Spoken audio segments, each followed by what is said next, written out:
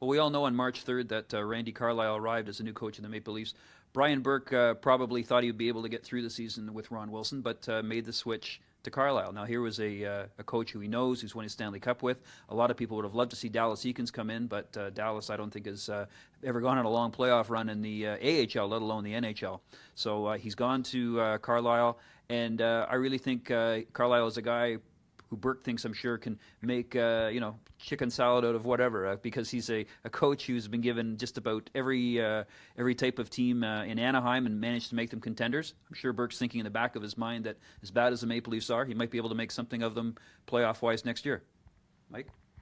Well, I like the move. I think that the fact that it came with a month left in the season actually works in the Leafs' benefit, because I've never seen a coach in covering this sport for almost 2 decades that runs morning skates like training camps. I mean, Pat Quinn didn't even show up for morning skates, so he's already trying to teach them.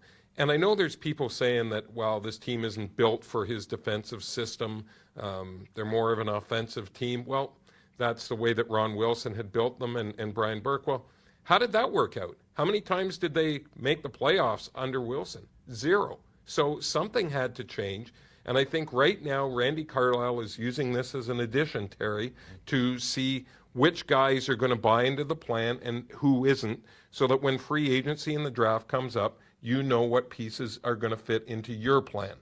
Well, yeah, and I think that the bonus is that Carlyle will know in his exit meetings with the players who he'd like to bring back next year and who he thinks Brian Burke should jettison in the offseason. And those certainly aren't decisions that you want to be making in next training camp had Carlyle been hired over the summer. And yeah, there is a different system here in place, obviously, and the Leafs have taken forever to become accustomed to it, and they're not going to this late in the season. But I like the idea that Carlyle's here now, 20 games to leave his imprint. And, as far as the whole harder practices go, one thing that Carlyle intimated right off the top is that he didn't think these guys were in great shape. And that's a knock on Mr. Ron Wilson more than anything else. Rob?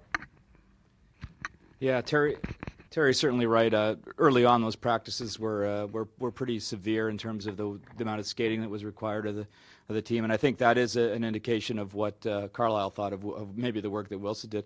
But I do have an issue with the personnel, though. I wonder if this sets the rebuild back, and possibly it would seem another 3 or 4 years, because how many of these players are going to buy into the Carlyle system, and not only buy into it, are going to be able to function in his system? We haven't exactly seen great results from this team since he's taken over. The guys just cannot play defensively the way that Carlyle would like them to. Yeah, training camp has started, but you can be sure that he's going to be in the GM's ear all summer trying to get players that can fit into the style of play that he insists on them playing by the time training camp starts in October.